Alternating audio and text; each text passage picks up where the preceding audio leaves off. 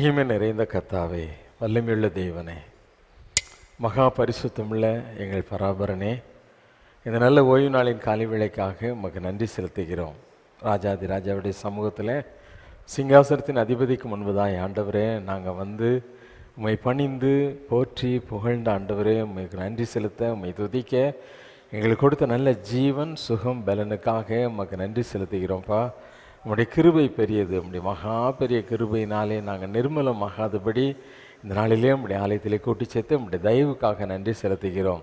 தேவனாகிய கர்த்தர் எங்கள் மத்தியில் வந்திருப்பதற்காக உமக்கு ஸ்தோத்திரம். ஒருமனப்பட்டவர்களாய் உம்மை ஆராதிக்க அன்றைக்கு ஆதி அப்போஸ்தலர்கள் ஒருமனப்பட்டு இருந்த பொழுது தெய்வ மகிமை இறங்கியதை போல ஒரு மனதின் ஆவியை எங்கள் மத்தியில் கட்டளையிடும்படியாக செபிக்கிறோம். பாடுகிற பாடல்களையும் உணர்ந்து பாட உதவி செய்யுங்க. உம்மை துதிக்க, கருத்தோடு உம்மை ஆராதிக்க, ஆவியோடு உண்மையோடு உம்மை தொழுதுகளை எங்களுக்கு பலன் தாங்க. ஆவியானுடைய கருத்தில் ஒப்புக் கொடுக்கிறோம். ஆவியானவர் இந்த ஆராதனை நடத்துவீராக, எங்களோடு பேசுவீராக, பலப்படுத்துவீராக. இயேசுவின் நாமத்தில் செபிக்கிறேன் பிதாவே, ஆமென். உட்காரும். உன்னத பாடல்கள் 2831 பாடல்.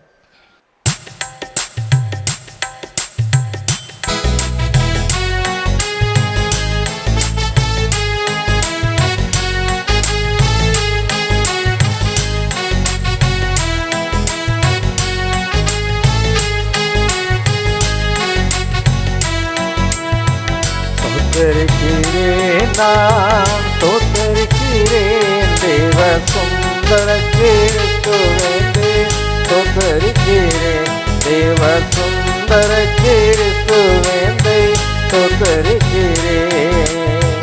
மனு உருவானவனை தோத்தரிக்கிறேன், மனு உருவானவனை தோத்தரிக்கிறேன். மோட்ச வாசலை திறந்தவனை தோத்தரிக்கிறேன், மோட்ச வாசலை திறந்தவனை தோத்தரிக்கிறேன். தோத்தரிக்கிறேன், நான் தோத்தரிக்கிறேன், தேவன் சுந்தர கிறிஸ்துவே, தோத்தரிக்கிறேன், தேவ சுந்தர கிறிஸ்துவே, தோத்தரிக்கிறேன். கனிவினை தீர்த்தவனை தோத்தரிக்கிறேன், கனிவினை தீர்த்தவனை தோத்தரிக்கிறேன். எங்கள் காவலனை ஆவலுடன் தோத்தரிக்கிறேன், எங்கள் காவலனை ஆவலுடன் தோத்தரிக்கிறேன். தோத்தரிக்கிறேன், நான் தோத்தரிக்கிறேன், எங்கள் தோத்தரிக்கிறேன், எங்கள் சுந்தர கிறிஸ்துவே, தோத்தரிக்கிறேன். அனை மனுமைந்தனையே தோத்தரிக்கிறேன், அனுமனுமைந்தனையே தோத்தரிக்கிறேன். வரும் மேசியாவை மெய்யாய் தோத்தரிக்கிறேன், வரும் மேசியாவை மெய்யாய் தோத்தரிக்கிறேன். தோத்தரிக்கிறேன், நான் தோத்தரிக்கிறேன், தேவ சுந்தர கிறிஸ்துவே, தோத்தரிக்கிறேன், தேவ சுந்தர கிறிஸ்துவே, தோத்தரிக்கிறேன்.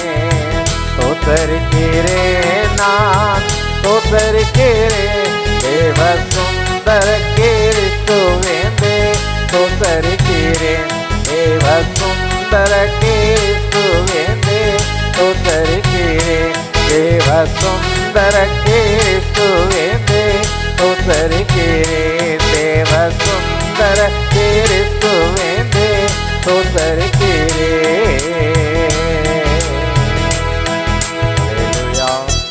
ஹல்லேலூயா.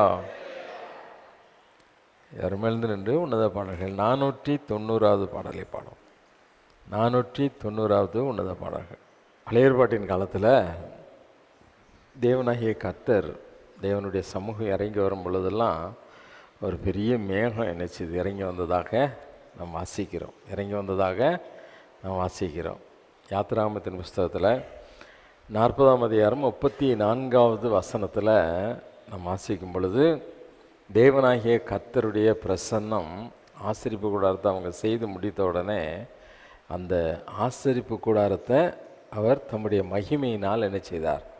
நிரப்பினார். அல்லேலூயா, அல்லேலூயா.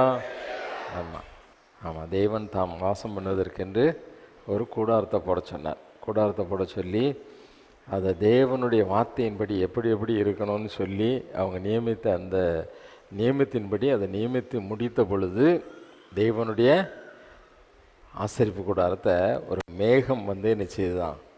நிரப்பியது. அல்லேலூயா.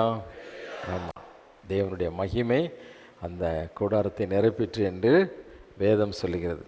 மோசே ஆண்டவரை பார்க்கறதுக்காக சீனாய் மலையில் யாத்திராகமம் 24ஆம் அதிகாரத்தில் அவர் ஏறி போகிறார்.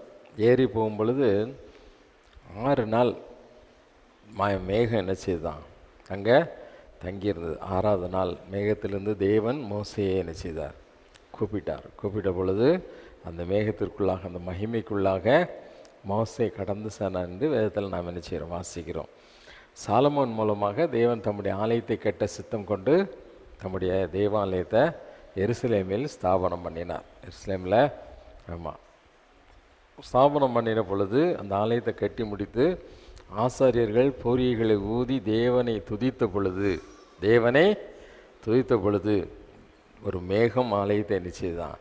ஆமாம், தேவனுடைய மகிமை அந்த ஆலயத்தை ஒரு மேகக்கூட்டமாக நிச்சயது நிறைத்தது. அப்பொழுது ஆசாரியர்கள் கூட உள்ளே போக முடியாதபடி தேவனுடைய வல்லமை அந்த ஆலயத்தை நிச்சயதான் மூடியது. அல்லேலூயா, அல்லேலூயா. தேவனுடைய வல்லமை என்பது இயற்கை காட்டிலும் இயற்கையை படைத்த ஆண்டவர் சர்வ வல்லமையுடையவர். அல்லேலூயா, அல்லேலூயா. ஆமாம், அன்னைக்கு சீசர்களையும் ஆண்டவரை பின்பற்றிய முக்கியமானவங்களையும் ஒரு 120 பேர் ஆண்டவர், நீங்கள் போய் மேல் வீட்டு அறையில் வாக்குத்தத்தம் பண்ணப்பட்ட பரிசுத்த ஆவியானவர் வரும் வரைக்கும் நீங்கள் என்ன செய்யுங்க? அங்கே காத்துருங்க அப்படின்னு சொன்னாரே சொல்லலையா? அவங்க கீழ்ப்படிஞ்சாங்க. போய் அந்த மேல் வீட்டு அறையில் நினச்சிதாங்க காத்திருக்கும் பொழுது எப்படி இருந்தாங்களாம்? அவங்களுக்குள்ள என்ன இருந்தது? ஒரே மனது இருந்தது. அல்லேலூயா. உங்களுடைய சிந்தைகள் எல்லாம் அப்படியே என்ன செய்யப்பட்டிருந்தது? அப்படியே ஒன்றோடு ஒன்று பிணைக்கப்பட்டிருந்தது. ஒன்றோடு ஒன்று என்ன செய்யப்பட்டிருந்தது? பிணைக்கப்பட்டிருந்தது. அவரோடு கூட நீ இணைக்கப்படாவிட்டால் நீ தேவனுடைய மகிமை என்ன செய்ய முடியாது. அபிஷேகம்னா என்ன, மகிமைன்னா என்ன அப்படிங்கிறத, தேவன் நம்மோடு பேசுகிறதுனா என்ன, அவர் நம்ம பக்கத்தில் நின்று அவருடைய பிரசனம் எப்படி இருக்கும், இதெல்லாம் உன்னால் என்ன செய்ய முடியாது, கண்டுகொள்ளவே. அவருடைய பிரசன்னம் இல்லாமலே உன்னுடைய ஜெப வாழ்க்கை ஓடிக்கிட்டே இருக்கும். அல்லேலூயா, அல்லேலூயா. ஆமாம், உன்னை மயக்கி தேவனோடு கூட இணைய முடியாதபடி உன்னை வஞ்சித்து உன்னை கட்டுப்பாட்டுக்குள் வைத்திருக்கிற அந்த பொல்லாத சத்துரு தேவனுக்கும் உனக்கும் கனெக்ஷன் இல்லாமல் அவருடைய மகிமையை அனுபவிக்க முடியாதபடி. தேவன் யாருக்கும் தூரமானவர் கிடையாது. குடிகாரனுக்கும் பக்கத்தில் இருக்கார், நல்லவனுக்கும் பக்கத்தில் இருக்கார். எல்லாருக்கும் அவர் தகப்பனும். யாருக்கும், படித்தவருக்கோ பாமரருக்கோ யாருக்கும் அவர் வஞ்சகம் பண்ணுற தேவனும் கிடையாது. அவர் தூரமான தேவனும். ஆமாம், நீ யாராக இருந்தாலும், கண்ணு தெரிஞ்சாலும் கண்ணு தெரியாட்டாலும், கால் நடந்தாலும் கால் நடக்க முடியாட்டாலும், நீ எந்த சூழ்நிலையில் இருந்தாலும் உனக்கு மிக அருகில் இருக்கிறவர் நம்முடைய தேவனாகிய ஒரு மனப்பட்டவர்களாய், ஆண்டவரே உங்களுடைய மகிமையை நான் பார்க்கணும், நீங்கள் என் மத்தியில் வரணும், நீங்கள் என் மத்தியில் வரணும், நீங்கள் வாங்கப்பா அப்படின்னு சொல்லி கூப்பிடுவோமானால் நிச்சயமாக நம்ம மத்தியில் என்ன செய்வார். இந்த பாடலை பாடும் பொழுது உணர்ந்து உள்ளத்தினால் தந்து மகிமையின் மேகமே அன்றைக்கு சீனாய் மலையில் இறங்கி வந்து மோசையோடு தங்கியிருந்து மகிமைக்குள் அழைத்து சென்ற அந்த மேகமே, தேவனுடைய அந்த கூடாரத்தை, அந்த ஆசரிப்பு கூடாரத்தை மகிமையினால் நிரப்பி அந்த மேகமே, சாலமோனுடைய ஆலயத்தில் ஆசாரியர்கள் கூட நுழைய முடியாத வல்லமையின்படி கிரியை செய்யும்படியாய் வந்து தங்கிற மேகமே, எங்கள் ஆலயத்திலையும் வந்து தங்குங்க. கேட்கலாமா எல்லாரும்?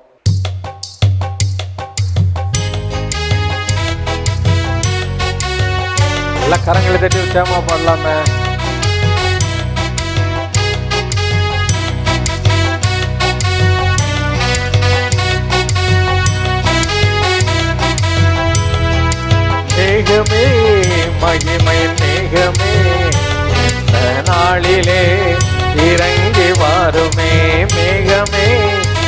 மகிமையின் மேகமே வந்தால் போதுமே, எல்லாம் நடக்குமே. மேகமே மகிமையின் மேகமே இந்த நாளிலே இறங்கி வாருமே. மேகமே மகிமையின் மேகமே வந்தால் போதுமே, எல்லாம் நடக்குமே. ஏகமாய் துதிக்கும் போது இறங்கின மேகமே, ஏகமாய் துதிக்கும் போது இறங்கின மேகமே, ஆலயம் முழுவதும் மகிமையால் நிரப்புமே, ஆலயம் முழுவதும் மகிமையால் நிரப்புமே. மேகமே மகிமையின் மேகமே இந்த நாளிலே இறங்கி வாருமே. மேகமே வாங்கப்பா. ஆமே. எல்லாம் ஒரு மனதோடு கூப்பிடுவோம் அப்பாவை. ஆமே. மேகமே மகிமையின் மேகமே இந்த நாளிலே இறங்கி வாருமே. மேகமே மகிமையின் மேகமே வந்தால் போதுமே, எல்லாம் நடக்குமே. வானம் திறக்கணும், தெய்வம் பேசணும், வானம் திறக்கணும், தெய்வம் பேசணும். நேச மகன் என்று நித்தம் சொல்லணும், நேச மகள் என்று நித்தம் சொல்லணும். மேகமே மகிமையின் மேகமே இந்த நாளிலே இறங்கி வாங்கப்பா. ஆமேலா எங்களை தாழ்த்துகிறோம். இறங்கி வா. மேகமே மகிமையின் மேகமே இந்த நாளிலே இறங்கி வாருமே. மேகமே மகிமையின் மேகமே வந்தால் போதுமே, எல்லாம் நடக்குமே. மறுரூபமாக்கிடும் மகிமையின் மேகமே, மறுரூபமாக்கிடும் மகிமையின் மேகமே. முகங்கள் மாறணுமே, ஒளிமயமாகணுமே, முகங்கள் மாறணுமே, ஒளிமயமாகணுமே. மேகமே மகிமையின் மேகமே இந்த நாளிலே மிக மத்தியில வாங்கப்பா. ஆமே. ஓ glorious Lord, நீங்க வந்தா எல்லாம் நடக்கும்பா. மகிமையின் மேகமே இந்த நாளிலே இறங்கி வாருமே. மேகமே மகிமையின் மேகமே வந்தால் போதுமே, எல்லாம் நடக்குமே. மறுரூபமாக்கிடும் மகிமையின் மேகமே, மறுரூபமாக்கிடும் மகிமையின் மேகமே. முகங்கள் மாறணுமே, ஒளிமயமாகணுமே, முகங்கள் மாறணுமே, ஒளிமயமாகணும். மேகமே மகிமையின் மேகமே இந்த நாளிலே இறங்கி வாருமே. மேகமே மகிமையின் மேகமே வந்தால் போதுமே, எல்லாம் நடக்குமே.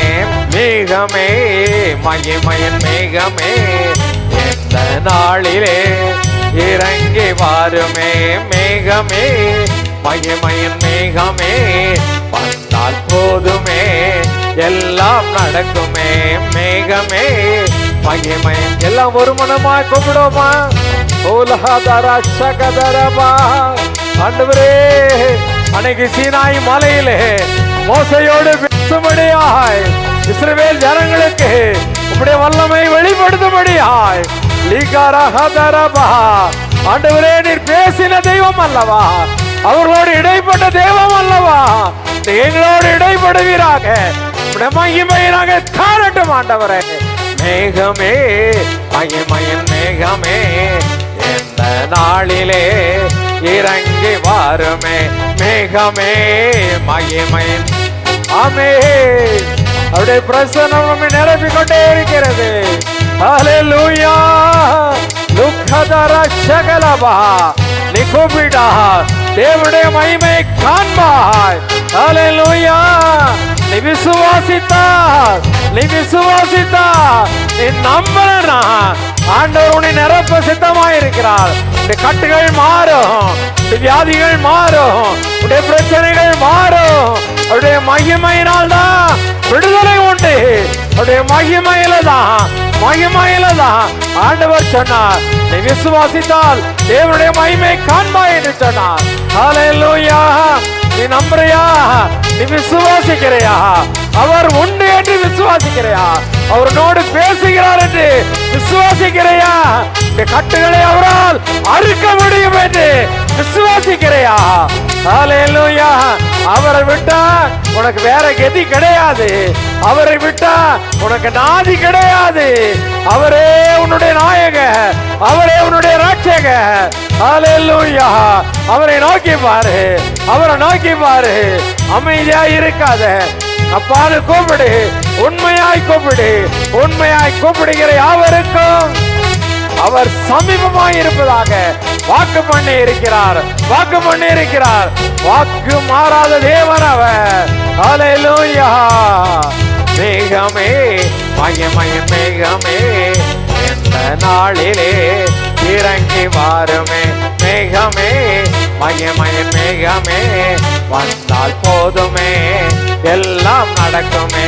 மேகமே, மகிமையின் மேகமே, இந்த நாளிலே இறங்கி வாருமே. மேகமே, மகிமையின் மேகமே, வந்தால் போதுமே, எல்லாம் நடக்குமே. வாழ்க்கை பயணத்திலே முன் சென்ற மேகமே, வாழ்க்கை பயணத்திலே முன் சென்ற மேகமே, நடக்கும் பாதை தானே நாளோறும் காட்டுமே. நடக்கும் பாதை தானே நாளோறும் காட்டுமே. மேகமே, மகிமையின் மேகமே, இந்த நாளிலே இறங்கி வாருமே. மேகமே, மகிமையின் மேகமே, இந்த நாளிலே இறங்கி வாருமே. மேகமே, மகிமையின் மேகமே, வந்தால் போதுமே, எல்லாம் நடக்குமே. கையளவு மேகம்தான் பெருமழை பொழிந்தது. கையளவு மேகம்தான் பெருமழை பொழிந்தது. என் தேச எல்லை எங்கும் அருள்மொழி வேண்டுமே. என் தேச எல்லை எங்கும் அருள்மழை வேண்டுமே. மேகமே, மகிமையின் மேகமே, எல்லாம் கூப்பிடுமா அப்பா? உம்முடைய மகிமை நாங்களை நிரப்புங்கப்பான்னு கூப்பிடுமா? மேகமே, மகிமையின் மேகமே, இந்த நாளிலே இறங்கி வாருமே. மேகமே, மகிமையின் மேகமே, வந்தால் போதுமே, எல்லாம் நடக்குமே. மேகமே, மகிமையின் மேகமே, இந்த நாளிலே இறங்கி வாருமே. மேகமே, மகிமையின் மேகமே, வந்தால் போதுமே, எல்லாம் நடக்குமே.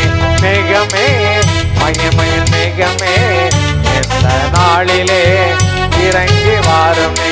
மேகமே, மகிமையின் மேகமே, வந்தால் போதுமே, எல்லாம் நடக்குமே. ஹல்லேலூயா. ஹல்லேலூயா. எல்லாம் கண்களை மூடி ஒரு மனமாய் அப்பாவை நோக்கி பாரு. எல்லாரும் ஊரஹாதர சந்தர நிமகலபா ஊஹாதர ஷகதலபா. வேதத்தின் ஒரு உறுப்பு கூட மாறாதது என்று வேதம் சொல்லுகிறது. மாறாதது என்று வேதம் சொல்லுகிறது.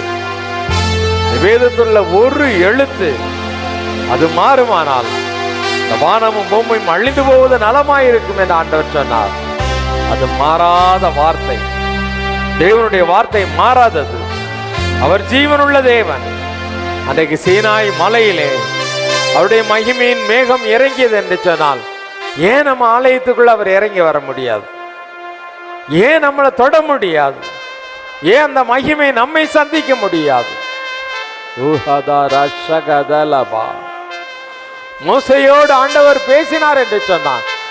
ஏன் உன்னோடு கூட அவர் பேச முடியாது? அவருடைய பிரசன்னத்தை ஏன் நீ உணர முடியாது?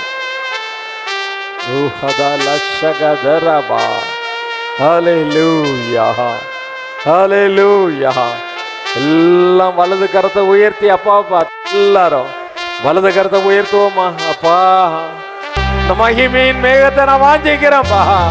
இந்த மகிமையின் மேகத்தை நான் வாஞ்சிக்கிறேன். இந்த மகிமையின் மேகத்தை நான் வாஞ்சிக்கிறேன். என்னை சந்திக்கும் அந்த மேகம் அன்றைக்கு சாலமோனுடைய ஆலயத்துல இறங்கி வந்த அந்த மகிமையின் மேகம் எங்க மத்தியில இறங்கி வரட்டும் ஆண்டவரே, இறங்கி வரட்டும்மா. இந்த மகிமையை நாங்க காணட்டும், உடைய வல்லமையை ருசிக்கட்டும் ஆண்டவரே. இந்த வல்லமையை நாங்க ருசிக்கணும்பா.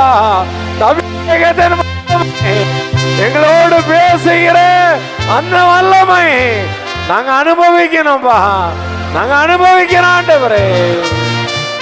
அப்பா பார்த்து கூப்பிடு. ஹல்லேலூயா, ஹல்லேலூயா. Jesus, Jesus, oh Holy Spirit.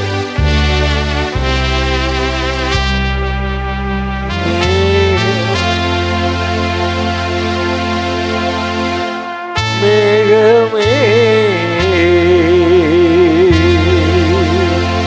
மகிமையின் மேகமே இந்த நாளிலே இறங்கி வாருமே.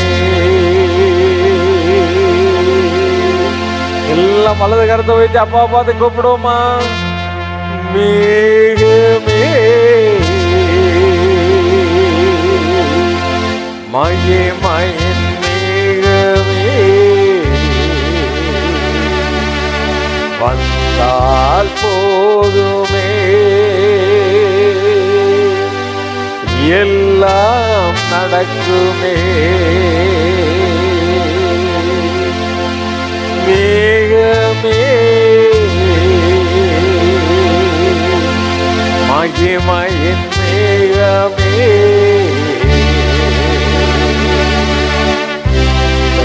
நாளிலே இறங்கி வாங்கப்பா, இறங்கி வாருமே. ஏகமாய் துதிக்கும் போது இறங்கின மேகமே. அப்பா சாலமோனுடைய ஆலயத்திலே பூரிகளை ஊதி தம்புருவை வாசித்து ஏகமாய் உம்முடைய ஆசாரியர்கள் துதிக்கும் பொழுது அந்த ஆலயத்தை உம்முடைய மகிமையால் நிரப்பினரே. பரிசுத்த மேகம் எங்களையும் நிரப்பட்டும் ஆண்டவரே என்று கூப்பிடு. ஏகமாய் துதிக்கும் போது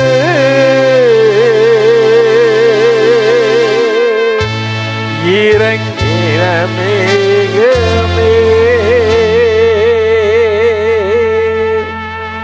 ஏகமாய் துதிக்கும் போது இறங்கின மேகமே. எங்க ஆலயம் முழுவதையும் மகிமையால் நிரப்புமே. இந்த ஆலயம் முழுவதையும் மகிமையால் நிரப்புமே. மேகமே மகிமையின் மேகமே இந்த நாளிலே இறங்கி வாருமே. மேகமே மகிமையின் மேகமே வந்தால் போதுமே, எல்லாம் நடக்குமே.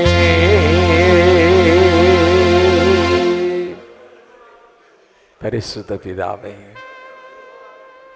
என் தேவனாகிய கர்த்தர் அன்றைக்கு ஆபிரகாமுடைய காலத்தில் இருந்த தேவன், மோசேயுடைய காலத்தில் நேற்று இருந்த தேவன், சாலமோனுடைய ஆலயத்திலே மகிமையோடு கடந்து வந்த தேவனாகிய கர்த்தர் இன்றைக்கும் ஆண்டவரை நாளைக்கும் நீர் மாறாத தேவன் என்று வேதம் சொல்கிறது. அவர் நேற்றும் இன்றும் என்றும் மாறாத தேவன். ஹல்லேலூயா, ஹல்லேலூயா. வல்லமை மாறி போகிறதில்ல. அவருடைய குணங்கள்ல மாற்றம் கிடையாது, அவருடைய செயல்கள்ல மாற்றம் கிடையாது. அவர் இருந்த வண்ணமாவே இருக்கிற தேவன். மோசேயை பார்த்து ஆண்டவர் சொன்னார், நான் இருக்கிறவராகவே இருக்கிறேன். I am that I am என்று சொன்னார். நான் இருக்கிறவராகவே இருக்கிறேன். அவருடைய வல்லமை ஆதியிலே எப்படி இருந்ததோ இன்றைக்கும் அதே வண்ணமாய் உன் மத்தியிலே கிரியை செய்கிறது. ஹல்லேலூயா. உன்னை அவர் அறிவார். நீ யார் என்று அவருக்கு தெரியும். முழுமையாய் அவரை நம்ப முடியாதபடி மனிதர்களை நம்பி ஓடுகிற ஒரு மனுஷன் என்று அவருக்கு தெரியும், ஒரு மனுஷன் என்று அவருக்கு தெரியும். தேவனை நம்பாதபடி மனிதர்களை நம்பி மாம்சமானதை உன்னுடைய புயபலமாக்கி கொண்டு சாபத்தை வருவித்துக் கொள்ளுகிற பொல்லாத சந்ததி என்று அவருக்கு தெரியும்.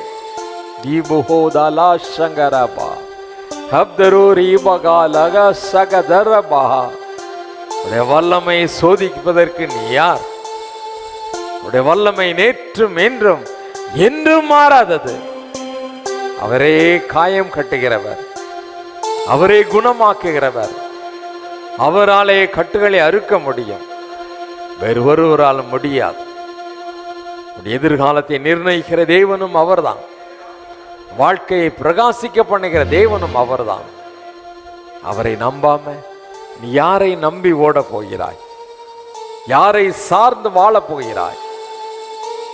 யாருக்கு மகிமை செலுத்த போகிறாய்? ஹல்லேலூயா.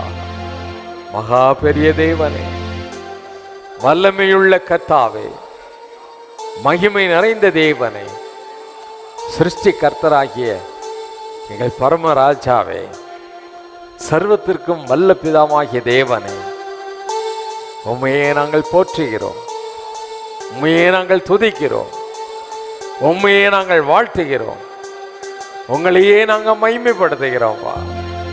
நீங்க மட்டும்தான்ப்பா மகிமைக்கு பாத்திரமான தேவன்.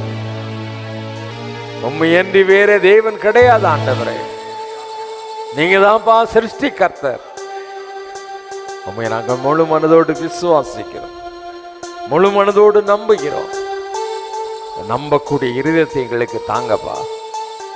விசுவாசம் உள்ள இருதயத்தை எங்களுக்கு தாங்க ஆண்டவரே. ஒரு கல்லையோ ஒரு மரத்தையோ ஒரு மண்ணையோ நம்பி இந்த ஆலயத்துக்குள்ள நாங்க வரலப்பா. எங்களோடு பேசுகிற, எங்களுடைய அங்கலாய்ப்பை காண்கிற ஆண்டவரே, எங்கள் தேவனாகிய கர்த்தரை நோக்கி வந்திருக்கிறோம். ஆகார் உங்களை பார்த்து சொன்னார, நீரனை காண்கிற தேவன் என்று சொல்லி அந்த அன்புள்ள தெய்வத்தை நோக்கி வந்திருக்கிறான்ப்பா.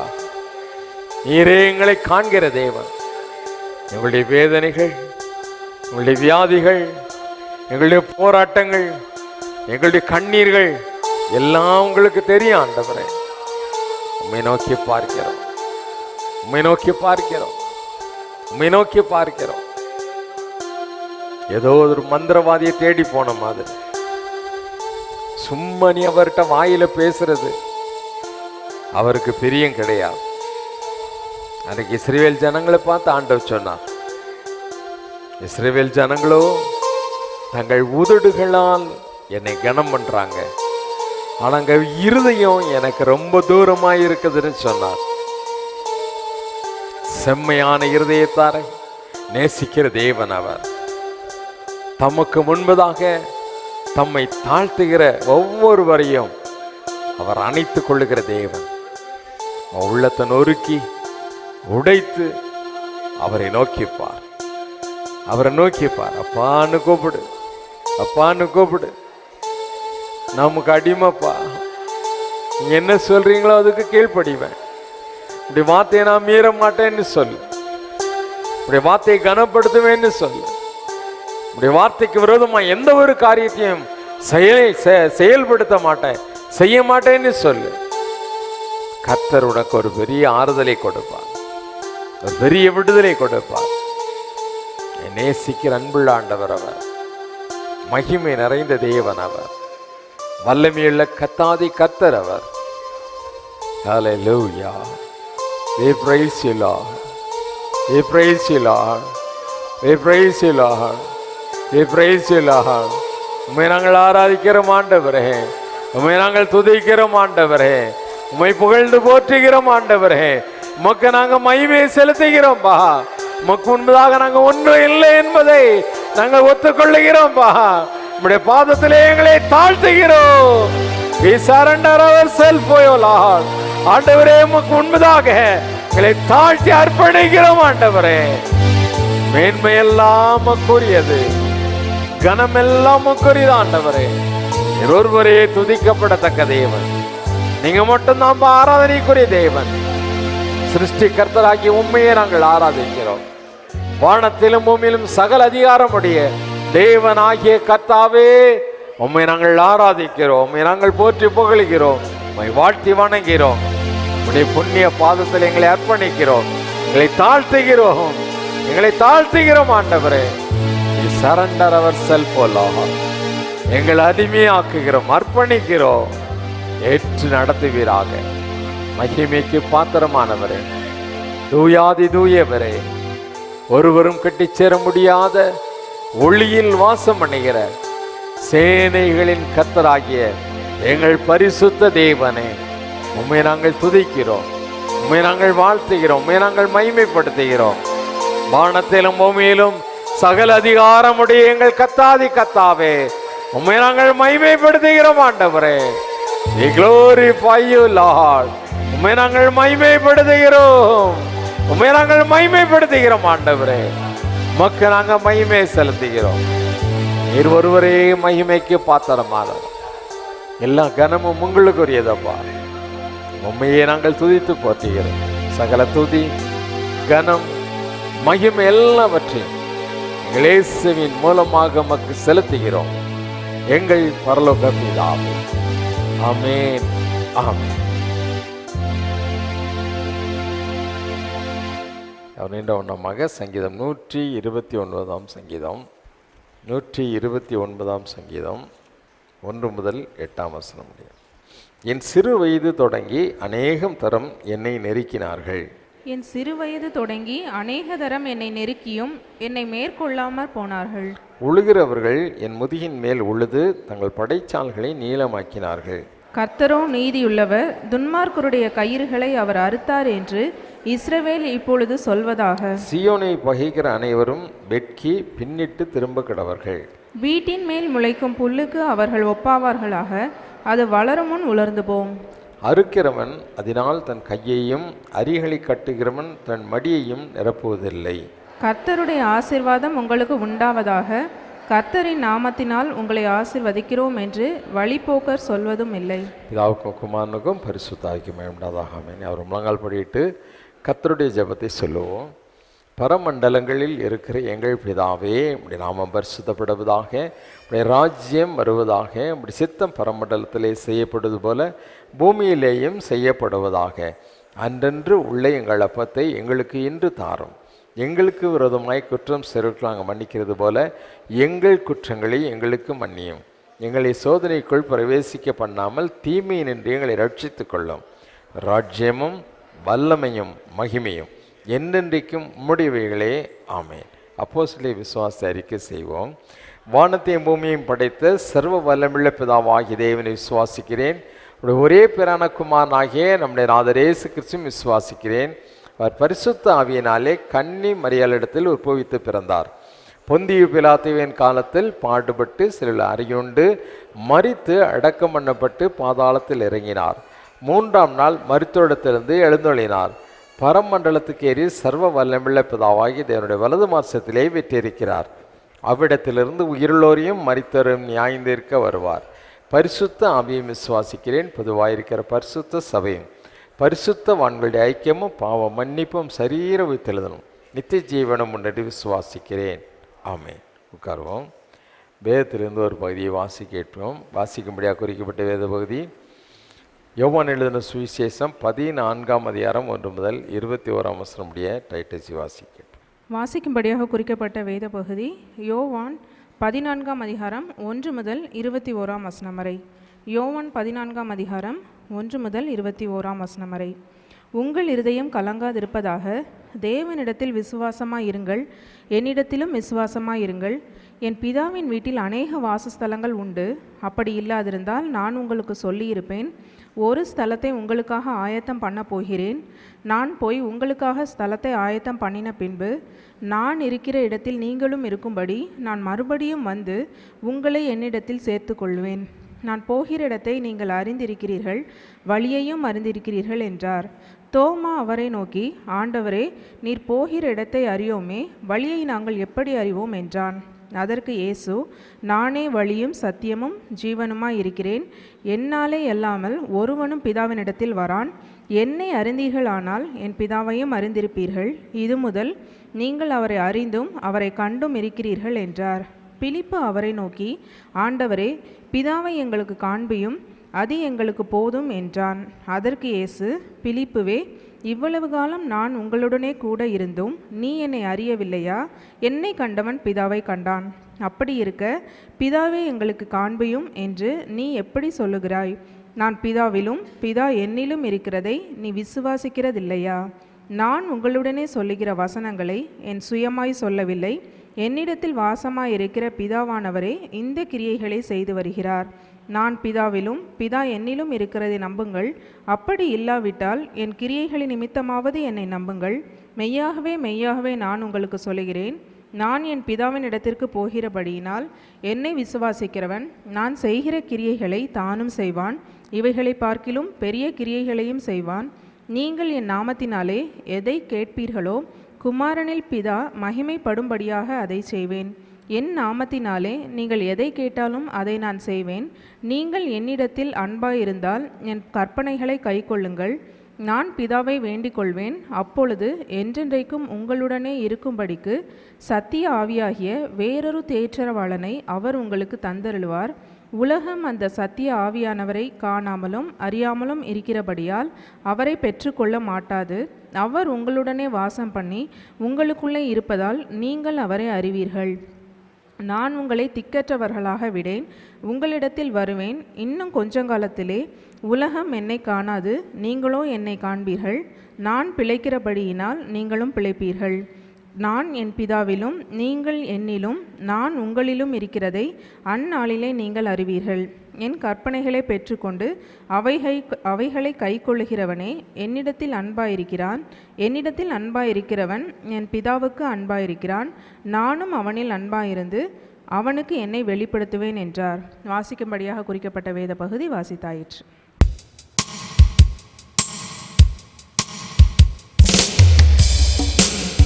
உன்னத பாடல்கள் 3242வது பாடல்.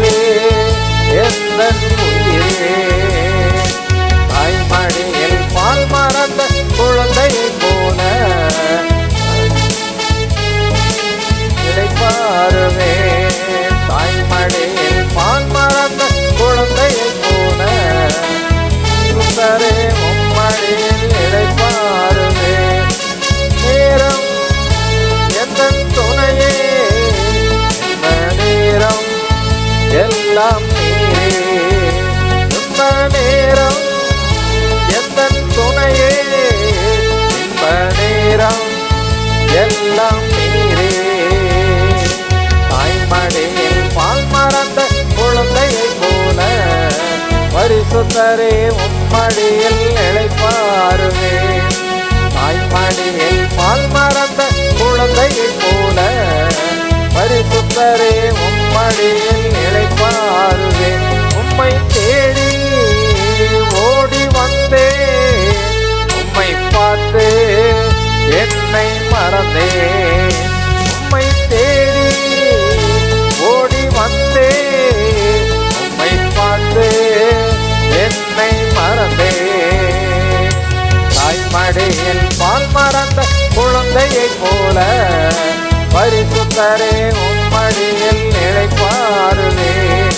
தாய்மடியில் பால் மறந்த குழந்தையைப் போல பரிசுத்தரே உம்மடியில் இளைப்பாறுவேன். எந்தன் உள்ளம் உந்தன், எந்தன் ஜீவன் எந்தன் உள்ளம் உந்தன் எல்லாம், எந்தன் ஜீவன் உந்தன் சொந்தம். தாய்மடியில் பால் மறந்த குழந்தையைப் போல உம்மடியில் இளைப்பாறுவேன். தாய்மடியில் பால் மறந்த குழந்தையைப் போல பரிசுத்தரே உம்மடியில் இளைப்பாறுவேன். உம்மை நம்பி நன்மை செய்வேன், உம்மை நம்பி உம்மோடு இருப்பேன். உம்மை நம்பி நன்மை செய்வேன், உம்மை நம்பி உம்மோடு இருப்பேன். தாய்மடியில் பால் மறந்த குழந்தையைப் போல பரிசுத்தரே உம்மடியில் இளைப்பாறுவேன். தாய்மடியில் பால் மறந்த குழந்தையைப் போல பரிசுத்தரே உம்மடியில் இளைப்பாறுவேன். பரிசுத்தரே உம்மடியில் இளைப்பாறுவேன். பரிசுத்தரே உம்மடியில் இளைப்பாறுவேன். ஹல்லேலூயா, ஹல்லேலூயா. தலைவணங்கி ஜெபம் செய்வோம். ஜெபம் செய்வோம். எல்லாம் தலை தாழ்த்தி ஆண்டவருடைய சமூகத்தில் நம்மை ஒப்பு கொடுப்போம். அன்பு தகப்பனே, இந்த நாளிலும் ஆண்டவரே உம்முடைய ஆலயத்தில் கூடி வந்து உம்மை ஆராதிக்க, உம்முடைய மகிமையை அனுபவிக்க தேவனாய கர்த்தர் எங்களுக்கு கிருபை செய்த மேலான தயவிற்காக உமக்கு நன்றி செலுத்துகிறப்பா. கடந்த நாட்கள் முழுவதும் கன்னிமணியைப் போல எங்களை பாதுகாத்து எங்களுக்கு நல்ல சுகத்தையும் பலத்தையும் எங்களுக்கு கொடுத்தீர். எங்களுடைய வியாதி படுக்கையிலே எங்களை நினைத்தருளிய ஆண்டவரே எங்களுக்கு விடுதலை கொடுத்தீர். உமக்கு ஸ்தோத்திரம். ஆண்டவரே, உம்முடைய நல்ல வார்த்தைக்காக நாங்கள் காத்திருக்கிறோம். தேவரீர் எங்களோடு கூட பேசுவீராக. உம்முடைய வார்த்தை எங்களோடு கூட பேசட்டும். நாங்கள் நடக்க வேண்டிய வழியை எங்களுக்கு கற்றுத்தாரோம். தெய்வ பிரசன்னம் எங்களை ஆளுகை செய்யட்டும். பேசுகிற மகனை ஆண்டவரை மறைத்து நீர் எங்களோடு பேசும். நாங்கள் கேட்கிறோம். இயேசுவின் நாமத்தில் ஜெபிக்கிறேன் பிதாவே, ஆமேன், ஆமேன். மத்தியில் எபி பேசுவார்கள். யாரும் கவனமாக தேவனுடைய வார்த்தையை கேட்போம். ஒரு நிமிஷம் கண்களை மூடி ஆண்டோடைய சமூகத்தை நோக்கி பார்ப்போம். எங்கள் இருக்கமுள்ள அன்பு பரிசுத்த பிதாவே, இந்த நல்ல வேலைக்காக எங்களுக்கு துதிக்கிறோம், சோத்திருக்கிறோம். மீண்டுமாய் உங்களுடைய சமூகத்தில் வந்து நாங்கள் உண்மை தொழுது கொள்ள எங்களுக்கு பாக்கியம் கொடுத்துருக்கீங்க. அதற்காக உங்களுக்கு நன்றி செலுத்துகிறோம். இயேசுவின் நாமத்தினாலே கூடி வந்திருக்கிற ஒவ்வொருவரையும் உங்களுடைய பிரசனத்துக்குள்ளதாக நான் ஒப்பு கொடுக்குறேன். இயேசுவின் நாமத்தினாலே பரிசுத்த ஆவியானவருடைய பிரசனம் இந்த இடம் முழுவதையும் நிரப்ப வேண்டுமாக நான் ஜெபிக்கிறேன். பேசுகிறது நீங்களே என்னுடைய பிதாவின் ஆவின்னு சொன்னீங்கப்பா. உங்களுடைய ஆவியானவர் ஆட்கொண்டு நீங்கள் என்ன பேச நினைக்கிறீங்களோ அதை நாங்கள் கற்றுக்கொள்ள எங்களுக்கு உதவி செய்யுங்க. தெய்வ பிரசனம் இடைப்பட வேண்டும். தேவ கிருபை சூழ்ந்து கொள்ள வேண்டுமாக நான் ஜெபிக்கிறேன். இயேசுவின் நாமத்தினால் எங்கள் ஜெபங்களை எல்லாம் ஏறெடுக்கிறோம். ஜீவனுள்ள நல்ல பிதாவே, ஆமென். இன்றைக்கி ஒரு முக்கியமான ஒரு பகுதியை நம்ம பார்க்க போகிறோம். அது என்னன்னு பார்த்தீங்கன்னா, பாவத்தின் அஸ்திபாரம். பாவத்தோட அஸ்திபாரம். இந்த வேதத்தின் அடிப்படையில் உலகத்தில் இருக்கிற அத்தனை பாவமும் ஒரே ஒரு கொக்கியில் தான் தொங்கும். அதான் வேதம் சொல்லுது. இந்த வேதத்தில் பைபிளில் ஃபஸ்ட்டு ஆதி ஆகமத்தில் இருந்து வெளிப்படுத்தல் வரைக்கும் நீங்கள் நல்லா படித்து பார்த்தீங்கன்னா, உலகத்தில் இருந்த பாவம் ஒரு காலத்தில் இருந்த பாவம், இப்போ இருந்துட்டுருக்க பாவம், இனிமேல் பாவத்தை கண்டுபிடிப்போம் இல்லையா மனுஷங்க. அத்தனை பாவமும் அத்தனை குற்றமும் இந்த ஒரே ஒரு ஆணியில் தான் தொங்கும், வேறு எந்த இதுவுமே கிடையாது. அப்படிதான் இந்த வசனம் சொல்லுது. அத்தனை குற்றம், நீங்கள் உங்களுக்கு கேள்விப்பட்ட பாவம், கேள்விப்படாத பாவம் எதுவாக இருந்தாலும் அத்தனையும் இந்த ஒரே ஒரு ஆணியில் தான் தொங்கும். அது என்னதுன்னு தெரியுமா? பாவத்தினுடைய அத்தனை பாவத்துக்கும் அடிப்படை ஒன்றே ஒன்று தான், அது பேர் பொய். ஒரு மனுஷனுக்கு பயங்கர கோவம் வந்து ஒரு இன்னொரு மனுஷனை கொலை பண்ணிட்டான். நம்மளுக்கு என்ன சொல்லுவோன்னா, அந்த மனுஷன் மேலே அவ்வளோ வெறுப்பு, அதனால தான் அந்த மனுஷனை போய் கொலை பண்ணான் அப்படின்னு சொல்லுவோம். வெளியில் பார்க்குறதுக்கு அதுதான் தெரியும். ஆனால் நல்லா தோண்டி பார்த்தீங்கன்னா உங்களுக்கு தெரியும், அதுக்குள்ளே ஒரு பொய் இருக்கும். இப்படி என்னைய பேசிட்டானே அவன், நான் நல்லது செஞ்சும் எனக்கு விரோதமாக அப்படி பண்ணிட்டானே அப்படிங்கிற ஒரு பொய்யினுடைய அடிப்படையில் தான் கோபம் இருக்கும். அதனால தான் அவன் போய் கொலை பண்ணியிருப்பான். என் குடும்பத்தை இப்படி பேசிட்டானே அப்படின்னு இந்த வெறுப்பு, அந்த ஆணி வேறு பார்த்திங்கன்னா பொய்யாக தான் இருக்கும். நான் நல்லது தானே அவனுக்கு செஞ்சேன், அதுக்கு மேலேயும் என்னை வந்து பொய் சொல்லி என்னை மாட்டி விட்டானே, நான் அவனை கொல்லாமல் விட மாட்டேன்னு போய் கொலை பண்ணிடுவான். சில பேர் அடிக்ட் ஆகிருப்பாங்க சில விஷயத்துக்கு, விடவே முடியாது. அதுவும் அடிக்ஷன் நம்ம சொல்லுவோம், அடிமைத்தனம்னு. அதனுடைய அடிப்படையும் பார்த்திங்கன்னா என்றைக்கோ ஒரு நாள் ஒரு பொய்யாக தான் இருந்திருக்கும். செஞ்சு பார்த்தா நல்லா இருக்குமே, செஞ்சு பார்த்துருந்தா நல்லா இருக்குமே. ஒரு மனுஷன் சொன்னானா, என் ஃப்ரெண்டு வந்து சிகரெட் குடிக்க சொன்னான், பாரு நீ இப்படி சிகரெட் வச்சு வாயில் ஊற்றினா என்ன ஸ்டைலாக இருக்கும் அப்படின்னு ஒரு நாள் நான் குடிக்க ஆரம்பித்தேன். இன்றைக்கி நான் வந்து ஒரு பாக்கெட் 2 பாக்கெட் குடிக்கிறேன் டெய்லி, என்னால் விடணும்னு நினச்சாலும் விட முடியல. இது அடிமைத்தனம்னு நம்மளுக்கு தெரியும். ஆனால் இதனுடைய ஆரம்பம் பார்த்திங்கன்னா, அப்பா நீ இப்படி வச்சு ஊதுனா எப்படி இருக்கும் தெரியுமா அப்படின்னு அடிப்படை ஒரு பொய்யாக தான் இருக்கும். இந்த பைபிளில் நீங்கள் நல்லா படித்து பார்த்தீங்கன்னா உங்களுக்கு தெரியும், பாவம் என்னது? சாத்தான் வந்து ஏவாள்கிட்ட சொல்கிறான், நீ இந்த பழத்தை சாப்பிட்டீன்னா யார் மாதிரி இருப்ப? தேவனை மாதிரி இருப்ப. அப்படின்னா என்ன அர்த்தம்? தேவனால் பறக்க முடியும் இல்லையா? ரெக்கையை வச்சு அப்படியே பறப்பன்னு சொன்னானா? இல்லை. இல்லாட்டி வானம் உண்டாக கிடவுது அப்படின்னு நீ சொன்னா நீனு வந்துருவேன்னு சொன்னானா? அப்புறம் என்ன சொன்னா? அதை வாசிங்க அந்த வசனத்தை.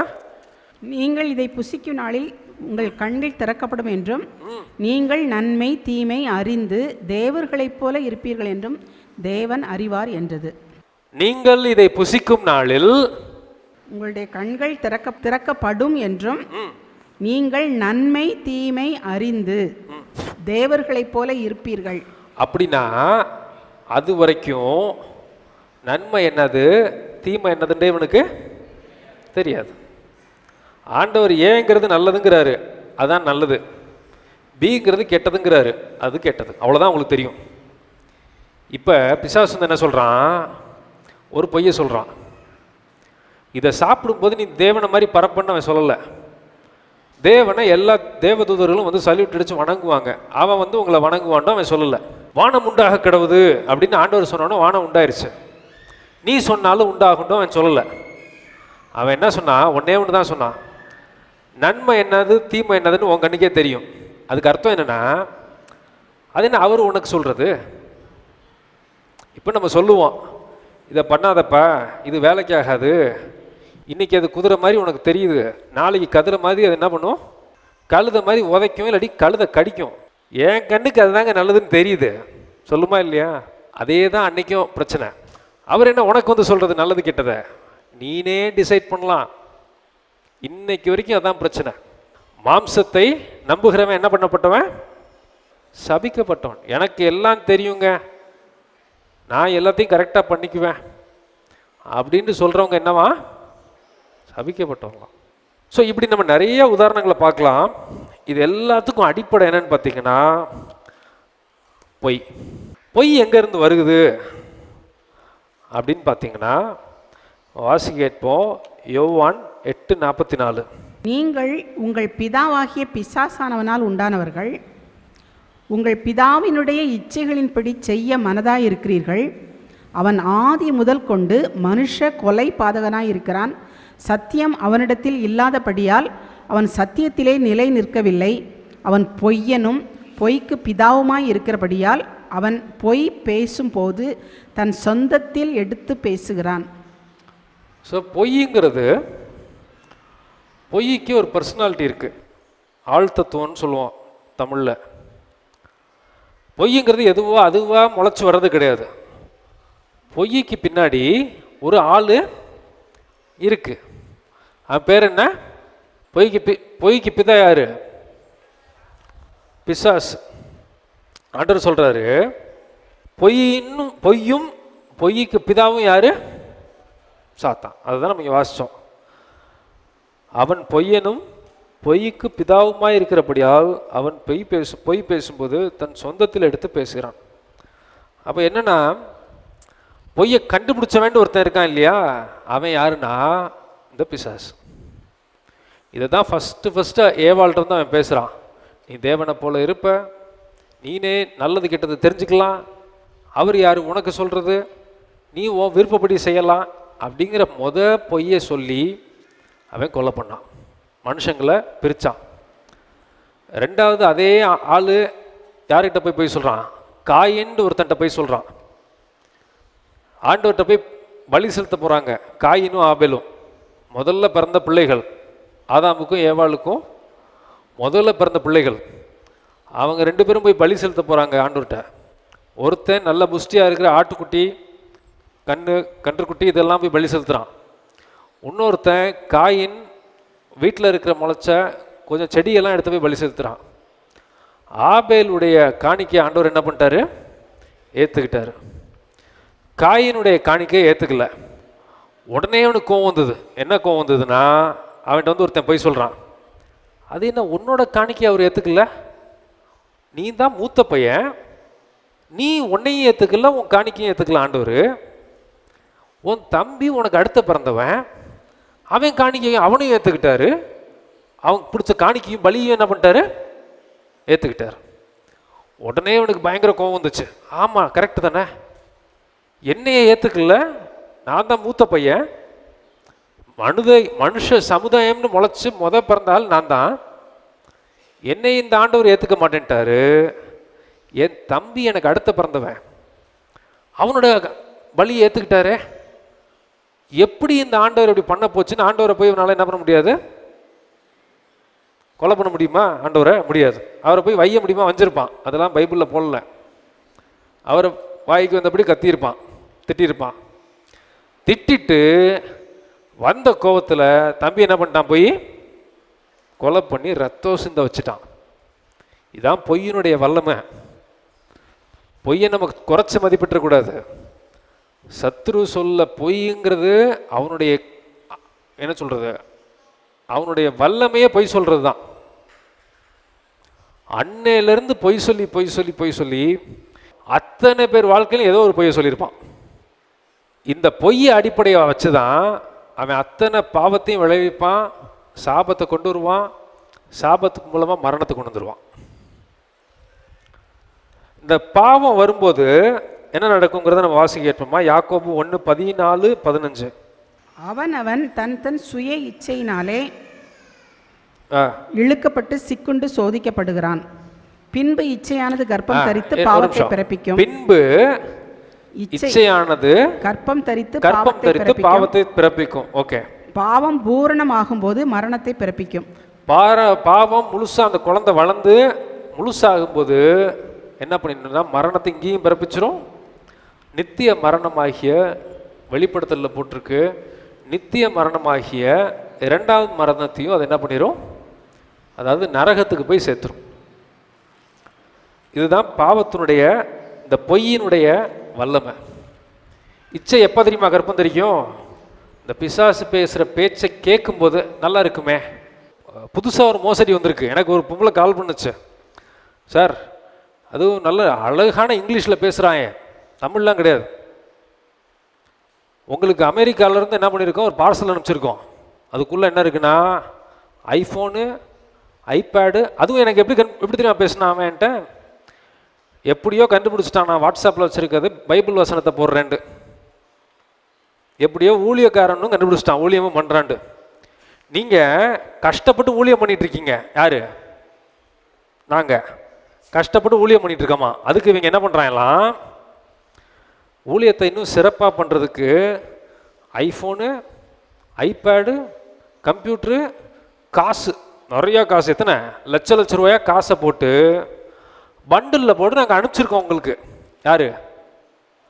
என்னை கண்டுபிடிச்சி பண்டிலில் காசை போட்டு அனுப்பிச்சிருக்கானா. அனுப்பிச்சி விடுங்க, சந்தோஷம், வாங்கிடுறேன்ட்டேன் நானும். நம்மளுக்கு உடனே யோசனை வரும்ல, எனக்கு வரல, இதெல்லாம் நிறைய பார்த்ததுனால எனக்கு வரல. பார்த்தீங்களா பிரதர், யாருக்கு? எலியாவுக்கு காக்கா வந்துச்சு. எங்களுக்கு பார்த்தீங்களா எங்கேருந்து வருது? பார்சலை டப்பாவில் போட்டு 1 லட்ச ரூபாய்க்கு மொபைல் ஃபோனு, 2 லட்ச ரூபாய்க்கு கம்ப்யூட்ரு, போதும் அதுக்கு பணம். எத்தனை லட்சம்? எத்தனையோ சொன்னான், 5 லட்சமா 10 லட்சமா சொன்னான். இது எதில் போட்டு அனுப்புகிறானா? டப்பாவில் போட்டு, பார்சலில். எங்கேருந்து? அமெரிக்காவிலேருந்து அனுப்புகிறானா. அனுப்பிச்சுடு, வாங்கிக்கிறேன்ட்டேன். ஏன்னா இது எனக்கு புதுசு இல்லை, இதெல்லாம் மாதத்தில் ஒன்று வரும், ஒரு மெயிலில் வரும், என்னோடய ஆஃபீஸ் மெயிலுக்கு வரும், ஏதோ ஒன்று வரும். ஒரு 10 நாள் கழித்து கால் வந்துச்சு, சார் உங்களுக்கு நாங்கள் பணத்தை அனுப்பிச்சிட்டோம், பெட்டியில் போட்டு அனுப்பிச்சிருக்கிறோம், நீங்கள் என்ன பண்ணணும், வந்து வாங்கிக்கிட்டிங்கன்னா போதும், இந்திய நாட்டு ரெப்ரசன்டேட்டிவ் உங்களுக்கு கால் பண்ணுவாங்க. யார்? இந்த ஃப்ராடுக்கு இன்னொரு ஃப்ராடு இங்கே இந்தியாவில் இருக்குதான், அது என்ன பண்ணுமா, கால் பண்ணுமா. Okay right. பார்த்தா அதே மாதிரி கால் வருது, உங்களுக்கு வந்து நாங்கள் அனுப்பிச்சிருக்கோம் அப்படின்ட்டு. இதெல்லாம் பழைய காலத்து ரொம்ப காலமாக பண்ணுற ஏமாத்து. இதை சொல்லிட்டு அவன் சொல்கிறான், அந்த ஆர்டரை நீங்கள் வாங்குறதுக்கு டாக்ஸ் கட்டணும். எதை? இவன் பெட்டியில் போட்டு அனுப்பிச்சிருக்க காசை வாங்குறதுக்கு என்ன கட்டணுமா? நான் தெரிஞ்சுக்கங்க, இந்திய நாட்டுக்குள்ள பணமாக டப்பாவில் போட்டு அனுப்ப முடியாது. அது ரிசர்வ் பேங்க் வந்து ரிசர்வ் பேங்க்லேருந்து தான் நம்மளுக்கு வரணும். அப்படிலாம் எவனும் கொண்டு வர முடியாது, அது நடக்காது. சரி, எவ்வளோ கட்டணும்? இதை வந்து நீங்கள் கொண்டு வரதுக்கு டேக்ஸ் வந்து 10%. 20,000 ரூபா மட்டும் நீங்கள் டேக்ஸ் கட்டிட்டீங்கன்னா, 20,000 30,000 கட்டிட்டீங்கன்னா உங்கள் வீட்டுக்கு என்ன பண்ணிடுவோம், நாங்கள் பார்சலாக அனுப்பிச்சி வச்சுருவோம் அப்படின்னு எனக்கு ஒரு லிங்க் அனுப்பிச்சி விட்டான். லிங்க் ஆன் பண்ணோம்னா இந்த கொரியருக்கு ஒரு அட்ரஸ் வரும் தெரியுமா, ட்ராக்கிங் நம்பர்னு ஒரு 10 டிஜிட் நம்பர் இருக்கும், பார்த்துருக்கீங்களா? ட்ராக்கிங் பண்ணுறதுக்கு ஏபிசிடின்னு ஒரு 10 நம்பர் அனுப்பிச்சுடுவான். அந்த நம்பரை காப்பி பண்ணி வெப்சைட்டில் போட்டால் அந்த கொரியர் எங்கேருந்து வந்துட்டுருக்கு, எங்கே வருதுன்னு காமிக்கும். இவன் அனுப்பிச்சதில் காமிக்குது. உண்மையிலேயே கொரியர் அனுப்பிச்சிருக்கானோ அப்படின்னு இன்னும் யோசிச்சு பார்த்தா வெப்சைட்டு ஃப்ராட் வெப்சைட்டு. நீங்கள் ஓப்பன் பண்ணி பார்த்தீங்கன்னா ப்ரொஃபஷனல் கொரியர் அப்படின்னு தான் காமிக்கும். போட்டிங்கன்னா டெல்லிக்கு வந்திருக்குன்னும் காமிக்கும். எங்கே இருந்து? அமெரிக்காவிலேருந்து. பொய் சொல்கிறதெல்லாம் இப்போல்லாம் வந்து சாத்தானுக்கு ஈக்குவலாக என்ன பண்ணிட்டான் மனுஷன், அவனே யோசிப்பான், நம்ம இவ்வளோ தானே பொய் சொல்ல கொடுத்தோம், இவனுங்க நம்மளுக்கு மேலே பொய் சொல்கிறாங்களேங்கிற அளவுக்கு வந்துட்டான். சரிம்மா சந்தோஷம், நான் சொன்னேன், இங்கே பாரு, நான் யார், ஊழியம் பண்ணுறேன், நீ என்ன பண்ணுற, காசை நீ என்கிட்ட கொடு, அதுக்கப்புறம் நான் என்ன பண்ணுறேன் உனக்கு, நீ 20% இல்லை 50% கூட நான் உனக்கு என்ன பண்ணுறேன், டாக்ஸ் கட்டுறேன். இதுக்கு மேலே நீ கால் பண்ணினா, இதுக்கு மேலே கால் பண்ணா கேஸ் போட்டுருவேன் உன் மேலே. இன்னொரு டைம் எனக்கு காசு வராமல் நீ கால் மட்டும் வந்ததுன்னா காசை கொடு, அடுத்தது நான் என்ன பண்ணுறேன், நீ 3/4 கூட நீ என்ன பண்ணுற உனக்கு தரேன். ஆனால் இதுக்கு மேலே இன்னொருத்தர் கால் பண்ணால் நான் என்ன பண்ணுறேன், போலீஸில் கேஸ் போட்டுருவேன் அப்படிங்கிற மாதிரி முடித்தேன். அதுக்கப்புறம் கால் வரல. பாவத்தினுடைய அடிப்படைங்கிறது என்னதான், பொய். அந்த பொய்யை கேட்ட உடனே என்ன தெரியுமா பண்ணும், அதை நம்ப ஆரம்பிச்சிங்கன்னா இச்சை வந்துடும். நல்லா இருக்குமே, 5 லட்ச ரூபா வந்தால் எப்படி இருக்கும், ஐஃபோன் எப்படி, ஒரு சாதா ஃபோன் எடுக்கிறத விட 1 லட்ச ரூபாய்க்கு ஐஃபோன் எப்படி எடுத்தால் எப்படி இருக்கும், நல்லா இருக்குமே அப்படின்ட்டு ஆசத்தை தூண்டுவான். இந்த பொய்யுடைய பிராண்ட் ஓனர் யாரு அப்படின்னு கேட்டால் அதுதான் பிசாஸ். இந்த பொய்யை கேட்க கேட்க கேட்க கேட்க இச்சை பாவமாக கற்பந்தரிக்கும். கற்பந்தரிச்சா ஒரே நாளில் குழந்தை பிறந்துருமா? பிறக்காது. அதுக்கு ஒரு டைம் இருக்குது. ப்ரெக்னன்சி ஆகி 10 மாதம் குழந்தை வந்த உடனே வெளியில் வருது. அதே மாதிரி இந்த பாவம் முத்தின உடனே வெளியில் வந்துடும், மரணத்தை கொண்டு வந்துடும். அப்படி தான் பயம். ஏதோ ஆயிருமோ, அழிஞ்சிருவோமோ, செத்து போயிடுவோமோ அப்படிங்கிற பயத்திலேயே நிறைய பேர் தற்கொலை பண்ணி செத்து போனவங்களும் நம்ம பார்த்துருக்கோம் இல்லையா? இதனுடைய அடிப்படைன்னு பார்த்திங்கன்னா பொய். இதில் நீங்கள் ஒரு விஷயத்தை புரிஞ்சுக்கணும். உங்களால் கண்ட்ரோல் பண்ண முடியாத மாதிரி இந்த மாதிரி தாட்ஸ் வந்துக்கிட்டு இருக்குன்னா அதுவாக வரல. யாரும் வர வச்சுட்ருக்கிறா? ஒருத்தன் பின்னாடி நிற்கிறாங்கிறத நீங்கள் மறந்துடவே கூடாது. கண்ட்ரோல் பண்ண முடியாத மாதிரி யோசிக்க முடியாத அளவுக்கு ஆசை வருது, இச்சை வருது அப்படின்னாலே அதுக்கு பின்னாடி யார் நிற்கிறா? பிசாசு நிற்கிறான். இவன் சொல்கிற பேச்சை கேட்க கேட்க கேட்க கேட்க கொஞ்சம் கொஞ்சமாக கற்பந்தரிக்கும் பாவம் ஒரு நாள் சாவடிச்சிடும். இதுதான் பாவத்தினுடைய வல்லமை, பொய்யினுடைய வல்லமை. இந்த பொய்யை சொல்லி தான் பிசாசு அத்தனை பேரையும் ஏமாத்தணும். சரி, இவ்வளோ நேரம் நம்ம என்ன பார்த்தோம்னா பிசாசினுடைய பொய், பாவத்தினுடைய அடிப்படைங்கிறது பொய் தாங்கிறத பார்த்தோம். இப்போ இதுக்கு ரெமெடி என்ன? பிரச்சனையை கண்டுபிடிச்சாச்சு, நோயை கண்டுபிடிச்சாச்சு, அந்த பொய்க்கு பின்னாடி யார் இருக்காங்கிறதையும் நம்ம என்ன பண்ணியாச்சு? கண்டுபிடிச்சாச்சு. அப்போ பொய்க்கு பரிகாரம் என்னதுன்னா உண்மை இல்லாட்டி சத்தியம். யோவான் 14:6. அதற்கு இயேசு, நானே வழியும் சத்தியமும் ஜீவனுமாய் இருக்கிறேன், என்னாலே அல்லாமல் ஒருவனும் பிதாவினிடத்தில் வரான். அதை நல்லா கவனிச்சு பாருங்க. 3 பாயிண்ட் இருக்கும் அதில். நானே வழி ஃபஸ்ட்டு பாயிண்ட், நானே சத்தியம் செகண்ட் பாயிண்ட், நானே ஜீவன் 3வது பாயிண்ட். ரைட்டா? இது ஏன் சொன்னார் தெரியுமா? பொய்யை கேட்கும்போது இச்சை வரும். இச்சையை நம்பி அதில் வழி விட்டு ஒரு மனுஷன் சந்தோஷப்படும் போது என்ன பண்ணிடும்? மரணம். அதுதான் இதுக்கு முந்தினதில் நம்ம பார்த்தோம். இச்சையானது பாவத்தை பிறப்பிக்கும். பாவம் பூரணப்படும் போது மரணத்தை. இந்த இச்சைக்கு அடிப்படை என்னதுன்னு நம்ம பார்த்தோம்? பொய், பிசாசனுடைய பொய். அப்போ இயேசு கிறிஸ்து எதுக்கு நானே வழி சத்தியம் ஜீவன் சொன்னார்னா, பொய் பிறப்பிக்கிறது இச்சை முழுமை அடையும் போது மரணம். 3 பாயிண்ட். அதுக்கு ஒரே மருந்து இந்த உலகத்தில். உண்மை, நான் தான் அந்த வழி. யாரு? இயேசு தான் வழி. நான் தான் சத்தியம். பொய்க்கு மருந்து யாரு? சத்தியம். அந்த வழியில் நீ நடக்கும்போது எங்கே தெரியுமா போய் சேருவ? ஜீவன். இந்த அடிப்படையில் தான் வானத்தையும் பூமியும் படுத்த தேவன் மனுஷனை வந்து சொன்னார், நானே வழி, நானே சத்தியம், நானே ஜீவன். அப்போ நீங்கள் ஒரு விஷயத்தை பார்க்கணும். ஒரு மனுஷன் பிசாசினுடைய பொய்யை நம்பும்போது இச்சை வருது. இச்சை முழுமையடையும் போது மரணம் உண்டாது. அது மட்டும் இல்லாமல் அது நரகத்துக்கு போய் சேர்த்துருது.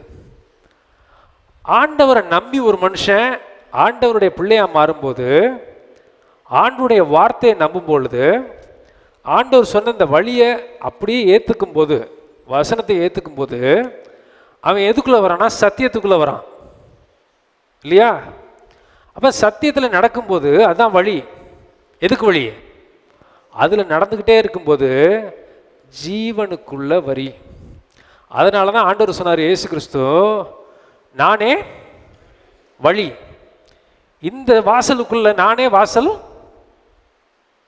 நானே என்ன சொன்னார்? வாசல் அப்படின்னாரு. எனக்குள்ள ஒருத்தன் வந்தா அவன் எங்கே போவான்? பரலோகத்துக்குள்ளே போவான். இதெல்லாம் தெரிஞ்சுதான் ஆண்டவர் எல்லாம் தெரிஞ்சுதான் நானே வழி அப்படிங்கிற ஒரு முக்கியமான பாயிண்ட்டை சொன்னார். இந்த மொத்த பைபிளோட ஆண்டவருடைய வார்த்தையோட சென்டர் பாயிண்ட், எசன்ஸ், ரொம்ப முக்கியமான ஒரு வசனம்னு என்னை கேட்டால் நான் இதை தான் சொல்லுவேன். வசனங்கள் இருக்கு, இதான் சொல்லணும். இயேசு தான் வழி, இது எல்லாம் பொய். இப்போ அடுத்தது பாருங்க, அடுத்தது ஆண்டவர் சொல்றாரு, யோவான் 8:31 வாசிக்க கேட்போமா? இயேசு தம்மை விசுவாசித்த யூதர்களை நோக்கி, நீங்கள் என் உபதேசத்தில் நிலைத்திருந்தால் மெய்யாகவே என் சீஷராய் இருப்பீர்கள், சத்தியத்தையும் அறிவீர்கள், சத்தியம் உங்களை விடுதலை ஆக்கும். ஆண்டவர் சொல்றாரு, தன்னை விசுவாசிச்சவங்க, ஆண்டவரை இயேசுவை விசுவாசித்தவங்க கிட்ட ஆண்டவர் சொல்றாரு, நீங்கள் என் உபதேசத்தில் நிலைத்திருந்தால் மெய்யாவே சீஷர்களாய் இருப்பீர்கள், சத்தியத்தை அறிவீர்கள், சத்தியம் உங்களை விடுதலையாக்கும் என்றார். எதில் இந்த விடுதலையாக்கும்? சரி, நான் ஒரு மாத்திரை வச்சுருக்கேங்க, ரைட், அவர் மாத்திரை வச்சுருக்கேன், இதை போட்டிங்கன்னா நீங்கள் என்ன பண்ணிடுவீங்க? விடுதலை ஆயிடுவீங்கன்னு நான் சொல்கிறேன், ரைட்டா? அப்போ நீங்கள் என்ன கேட்கணும்? அடுத்தது எதிலிருந்து? நீங்கள் 10 நோய் இருக்குங்க, இந்த மாத்திரையை போட்டால் எதுலேருந்து விடுதலை கிடைக்கும் அப்படின்னு கேட்பீங்களா மாட்டிங்களா? இப்போ இவர் ஆண்டவர் சொல்கிறாரு, சத்தியத்தை அறிவீர்கள், சத்தியம் உங்களை விடுதலையாக்கும் என்றார். அப்போ நான் தான் சத்தியம், என்னுடைய உபதேசம் தான் சத்தியம், அது எதுலேருந்து உங்களை விடுதலையாக்கும்? பொய்யிலிருந்து விடுதலையாக்கும். ஆண்டவருக்கு நல்லா தெரியும் பிரச்சனையோடைய அடிப்படை, அந்த கொக்கி, அத்தனை பாவத்தோடையும் பாவமும் தொங்குற ஒரே ஆணி வேறு பிசாசுனுடைய பொய். அப்போ சத்தியங்கிறது நான், அதனால தான் ஆண்டவர் சொன்னார், நானே வழி சத்தியம் ஜீவன். அந்த சத்தியத்தை நீங்கள் நம்பும்போது சத்தியம் உங்களை விடுதலையாக்கும்னு சொல்கிறாரு. எதுலேருந்து விடுதலையாக்கும்? பொய்யிலிருந்து விடுதலையாக்கும். அந்த பொய்யிலிருந்து விடுதலை ஆணுச்சுனீங்கனாலே அதில் தொங்கிக்கிட்டு இருக்க அத்தனை பிரச்சனையுமே உங்ககிட்ட இருந்து போயிடும். புரியுதா நான் சொல்கிறது? பிசாசு சொல்கிற பொய்யிட்ட இருந்து நீங்கள் கேட்காம இருந்தீங்கனாலே அவன் கொடுக்குற பயத்திலேருந்து உங்களுக்கு விடுதலை வந்துடும். பிசாசு சொல்கிற பொய்ங்கிறத நீங்கள் புரிஞ்சுக்கிட்டு அதுக்கு விரோதமாக நீங்கள் ஜோம் பண்ணிங்கனாலே அவன் கொடுக்குற இச்சையிலேருந்து விடுதலை வந்துடும். பிசாசு வந்து பண்ணிகிட்டு இருக்கான், அந்த மாதிரி பொய்யை சொல்கிறான், நம்ம கோபத்தை தூண்டி அவன் என்ன நினைக்கிறான்? அழிக்க நினைக்கிறான் அப்படின்னு புரிஞ்சுக்கிட்டாலே கோவப்பட மாட்டீங்க. ஒரு விஷயத்தை நல்லா புரிஞ்சுக்கங்க, பிசாசை பார்த்து பயப்பட மட்டும் நீங்கள் செஞ்சிட்டீங்கன்னு வச்சுக்கோங்க, அது மட்டும் அவனுக்கு போதும். வசனம் சொல்லுது, இஸ்ரவேலுக்கு விரோதமான மந்திரவாதமும் இல்லை. அப்போ செய்வினை பண்ணுறான்டே உனக்கு தெரிஞ்சா கூட நீ என்ன பண்ணும்? இஸ்ரவேலாகிய எனக்கு பின்ன விரோதமாக மந்திரவாதமும் கிடையாது, செய்வினையும் கிடையாது. ஏன்? யாரு? இயேசுவினுடைய பிள்ளை. இதை அறிக்கை செய்யணும். இதை இருதயத்தில் நம்பி நாவினால் அறிக்கை செய்யும்போது அதை என்ன பண்ணிடும்? அது இருந்தாலும் ஒன்று என்ன பண்ணது? ஒன்றும் செய்யாது. அப்போ ஒரு கூட்டம் இருக்கும், இன்னொரு கூட்டம் அது என்ன சொல்லும்னா, பிசாசே இல்லைங்க, பிசாசுங்கிறதே ஒன்று இல்லை அப்படின்னு சொல்லுவாங்க. அதுவும் தப்பு. ஏன்னா நீங்கள் வீட்டை விட்டு வெளியில் போகிறீங்க, பாம்பு கீழே படுத்துருக்கு, பாம்பே இல்லைன்னு கண்ணை மூடிட்டு போனால் அது என்ன பண்ணும்? கொட்டின பிறகு தான் என்ன தெரியும் நம்மளுக்கு? பாம்பு இருந்துச்சா அப்படின்னு தோணும். இல்லை, அந்த எக்ஸ்ட்ரீமுக்கும் போகக்கூடாது, பிசாசை பார்த்து பயப்படவும் கூடாது. பிசாசு இருக்கிற மாதிரி தெரியுதா? அடுத்தது நம்ம வாயிலிருந்து அறிக்கை செய்யணும், இஸ்ரவேலுக்கு விரோதமாகிய மந்திரவாதமும் எனக்கு கிடையாது, எனக்கு விரோதமாக என்ன கிடையாது, கிடையாது, செய்வினை எனக்கு விரோதமாக என்ன பண்ணாது, பலிக்காது அப்படின்ட்டு ஆவியில் நிரம்பி நம்ம பேச பேச பேச பேச எது இருந்தாலும் அது ஓட்டமாக ஓடிடும். இதற்கு அடிப்படை என்னன்னு கேட்டால் ஆண்டவர் சொல்கிறாரு, திரும்ப வாசி கேட்போம், யோவான் 8:31. இயேசு தம்மை விசுவாசித்த யூதர்களை நோக்கி, நீங்கள் என் உபதேசத்தில் நிலைத்திருந்தால் மெய்யாகவே என் சீஷர்களாக இருப்பீர்கள், சத்தியத்தையும் அறிவீர்கள், சத்தியம் உங்களை விடுதலை ஆக்கும் என்றார். இப்போ ஆண்டவர் சொல்கிற உபதேசம் தான் என்னது? சத்தியம். இப்போ பிசாசு உங்ககிட்ட பேசுகிறான், என்ன பேசுகிறான்? நீ என்ன பண்ணிடுவ? நாசமா போயிடுவ. நீ வந்து இந்த நோய் வந்துருச்சு, நீ என்ன பண்ணிடுவ? செத்து போயிடுவ. நீ வந்து இப்படி எவனோ ஒருத்தன் பண்ணிட்டான், அவன் வந்து ஏதோ பண்ணிட்டான், அதனால நீ என்ன பண்ணிடுவ? போய் சாகு. இப்படிலாம் பிசாசு பேசும். அப்போ நீங்கள் என்ன சொல்லணும்? ஆண்டவருடைய உபதேசம் என்ன சொல்லியிருக்காரு நம்மளுக்கு அப்படின்னா, நீங்கள் யார் இல்லை இருளின் பிள்ளைகள், நம்ம யார்? ஆண்டவருடைய வெளிச்சத்தின் பிள்ளைகள். என்னிலே நிலைத்திருக்கிறவன் இருளில் நடக்க மாட்டான். இருளுக்குள்ளே இருக்கிறது தான் என்னது? இந்த செய்வினை, பிசாசு, பேய், இதெல்லாம். அது என்ன பண்ணிட்டு இருக்கோம்? இருட்டுக்குள்ளே தான் உட்காந்து வேலை செஞ்சிட்ருக்கோம். ஏன்னா பொய்க்கு பிதா யாரு? பிசாசு. பிசாசுனா என்ன? இருளின் ஆதிக்கம். இதெல்லாம் இன்டர் கனெக்டடு. பிசாசு, பொய், இருள், டெஸ்பிரேஷன், சாவு, மரணம், நித்திய ஆக்கின, இதெல்லாம் இருள் சம்மந்தப்பட்ட விஷயம். இதுக்கு தீர்வு என்னன்னா, அதனால தான் இயேசுக்கு சொன்னார், நானே வழி, நானே சத்தியம், நானே ஜீவன். ஏன்குள்ள ஒருத்தர் இருந்தால் அவன் என்ன பண்ணுவான்? ஜீவனுக்குள்ள, ஜீவன் இருக்க வாசலுக்குள்ள என்ன பண்ணுவான்? பிரவேசிப்பான். என்னை பின்பற்றவன் இருளில் நடக்க மாட்டான். ஏன்னா நான் யாரு? வெளிச்சம். எனக்குள்ள ஒருத்தர் இருந்தா அவன் யாரு? வெளிச்சத்தின் பிள்ளை. அவனுக்கு மரணங்கிறது இல்லை. அவனுக்கு வந்து பயங்கிறது என்ன கிடையாது? இல்லை. ஏன் உபதேசத்தை நம்பி ஒருத்தன் ஏற்றுக்கிறவனுக்கு என்ன கிடையாது? அவனுக்கு வந்து சாபங்கிறது என்ன கிடையாது? சாபங்கிறது என்னது? அவனுக்கு கிடையாது. ஸோ என்னை நம்புறதுல தான் எல்லாமே இருக்கு. யார? இயேசுவையும் இயேசுவினுடைய உபதேசத்தையும் ஆண்டவருடைய வார்த்தையாக இந்த வசனத்தையும் நம்புறது தான் என்ன இருக்கு? வெளிச்சம் இருக்கு, ஜீவன் இருக்கு, நம்பிக்கை இருக்கு. யோவான் 8:23 வாசிக்கிறோம், நானே வழி, நானே சத்தியம், ஜீவன் சொன்ன ஆண்டவர், சத்தியத்தை அறிவீர்கள், சத்தியம் உங்களை எதிலிருந்து விடுதலையாக்கும்? பொய்யிலிருந்து விடுதலையாக்கும். இந்த பொய் தான் ஆணிவேர். பிசாசுனுடைய பொய் தான் ஆணிவேர். அந்த பொய்யை நீங்கள் கேட்டு நம்ப ஆரம்பிக்கும் போது பயம் வந்துடும் உங்களுக்கு. கிட்டு கிட்டு கிட்டுன்னு ஆட ஆரம்பிச்சிடும். ஐயோ போயிருமோ, ஆயிருமோ, ஆயிருமோ, நடந்துருமோ, நடந்துருமோன்னு நடந்துடும். ஏன்? நீங்கள் இந்த பொய்யை நம்பிட்டீங்க. அப்போ தைரியமாக எந்திரிச்சு சொல்லணும், நான் யார் பிள்ளை? ஏசப்பாவோட பிள்ளை. தீங்கு என்ன பண்ணாது? அணுகாது. பிசாசு என்கிட்ட என்ன பண்ண முடியாது? வேலை செய்ய முடியாது. தைரியமாக பேச பேச உங்களுக்கு விடுதலை வந்துடும். பாவம் இச்சை கற்பந்தரிச்சு மரணத்தை உண்டாக்குமே ஆனால், பொய் இச்சையா கற்பந்தரிச்சு, இச்சை திரும்ப கற்பந்தரிச்சு மரணத்தை உண்டாக்குமே ஆனால், ஆண்டவர் சொல்ற சத்தியமும் கற்பந்தரிச்சு ஜீவனுக்குள்ளதாக உங்களை கொண்டு போய் சேர்க்கும். நம்ப முடியுது? புரியுதா இல்லையா நான் சொல்றது? பொய்யை நம்புனா பொய்க்கு மேலே இருக்கிறது இச்சை, இச்சைக்கு மேலே இருக்கிறது கற்பந்தரிக்கும், மரணத்தை உண்டாக்கும். 3 ஸ்டெப்பு. ஆண்டவருடைய இயேசு கிறிஸ்துனுடைய உபதேசத்தை, சத்தியத்தை, இயேசுவை ஏற்றுக்கொண்டு அவருடைய உபதேசத்தை கேட்கும் பொழுது, அது நம்பும்போது செகண்ட் ஸ்டெப், அது கற்பந்தரிக்கும். கற்பந்தரித்து ஜீவனை பிறப்பிக்கும். அந்த உண்மை பொய்யிட்டு இருந்து உங்களை என்ன பண்ணும்? விடுதலை ஆக்கும். இதனுடைய அடிப்படையில் தான் இயேசு கிறிஸ்து சொன்னார், நானே வழி, நானே சத்தியம், நானே ஜீவன். என்னை அன்றி பிதாவின் இடத்துல ஒருத்தன் என்ன பண்ண மாட்டான்? போக மாட்டான். சத்தியத்தை அறிவீர்கள், சத்தியம் உங்களை விடுதலையாக்கும். எதுலேருந்து விடுதலையாக்கும்?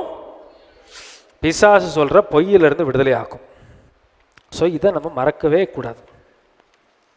ஸோ இதுக்கு நம்ம என்ன செய்ய வேணும் அப்படின்னு கேட்டிங்கன்னா, சத்தியத்தை தெரியும், சத்தியத்தை இயேசு தான் சத்தியம்னு தெரியும். நம்ம பங்கு என்ன அப்படின்னு கேட்டிங்கன்னா, முதல் விஷயம் நம்ப வேணும், நம்பணும். அதுதான் இந்த பைபிளுடைய அடிப்படை. ஆண்டவருக்கும் நம்மளுக்கும் இருக்க உறவினுடைய அடிப்படையே நம்பிக்கை. நம்ம இந்த தமிழ் பைபிள் மொழியில் சொல்லணும்னா விசுவாசம். ஒருத்தன் ஒரு செய்வினை பண்ணுறான், இல்லாட்டி ஒருத்தன் சூனியம் பண்ணுறான்னா இது உங்ககிட்ட பேசும். நீ என்ன ஆயிடுவ? கட்டாயமா 0. நீ சூனியமாக ஆயிடுவோம், உன் குடும்பம் என்ன ஆயிரும்? சூனியமாயிரும்னு பேசும் உங்ககிட்ட. உங்களை அறியாமலே பேசும்.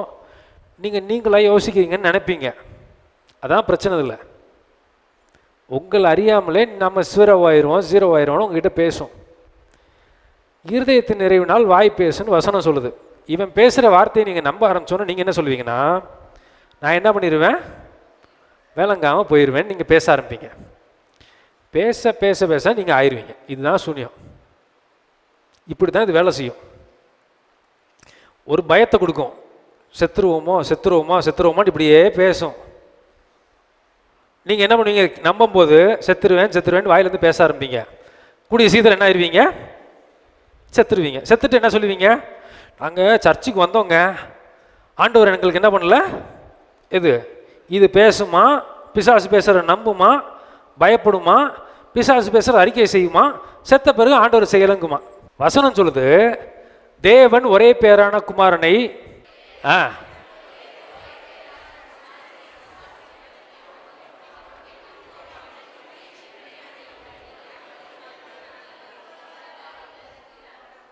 உலகத்தில் அன்பு கூர்ந்தார்னா ஆனந்தூரில் இருக்க மண்ணு மேலேயும் ஆத்து மேலேயும் அன்பு கூர்ந்தாரு, ஏன் மேலேயும் ஓ மேலேயும் அன்பு கூர்ந்தாரு.